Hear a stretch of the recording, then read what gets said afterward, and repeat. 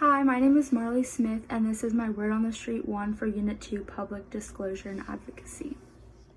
The concept I'm going to be talking about is body rhetoric, and the definition given to us was rhetoric that foregrounds the body as a part of the symbolic act. There were 5 subcategories within body rhetoric. The first subcategory was enactment, which is when the person engaging in the symbolic action functions as proof of the argument of how he or she feels.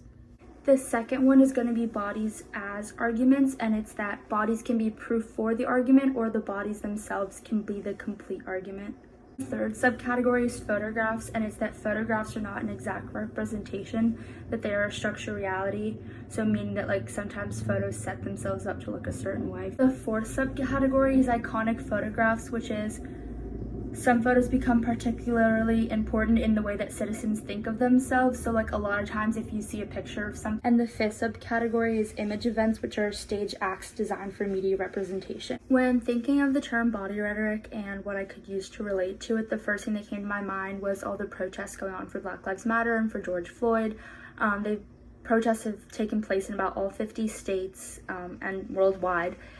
And unfortunately, I could not be there, but there was a protest just less than a mile away from my house, and I have my friend Karina, who I'm going to interview in just a little bit, and have her talk about the protest, and she is African American, so how it felt for her to be protesting and all the people that are around her supporting her. So tying in with enactment, I asked my friend Karina how it felt to be an African American girl at the Black Lives Matters protest.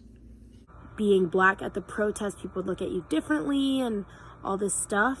That's how I thought of it initially, but once I got there, I felt very welcomed and really not different from anybody else, and I just felt like we were all equal, if that makes sense. Everyone was, protesting for the same type of change that they wanted to happen, so it just felt very comforting that everybody was kind of putting their love towards the Black community. The next question I asked Karina was how they were using their bodies as arguments, which was the Black Power symbol or kneeling. So the meaning of the fist is obviously that you support Black Lives Matter, and I did hold my fist up many times, especially during a lot of the chants that were held throughout the protest, and I necessarily didn't really understand what this meant. And the kneeling is supposed to, it's kind of the same thing. I kneel. No peace, no justice, no peace, no justice, no peace, no justice, no. The third question I asked Karina was if it was a peaceful protest or the media only portrays the negative scene in the protests.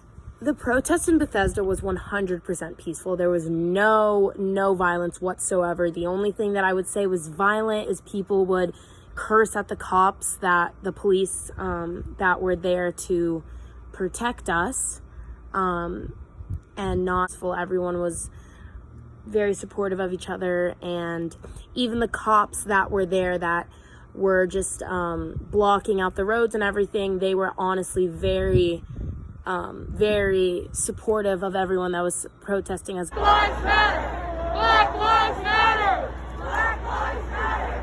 Black Lives Matter!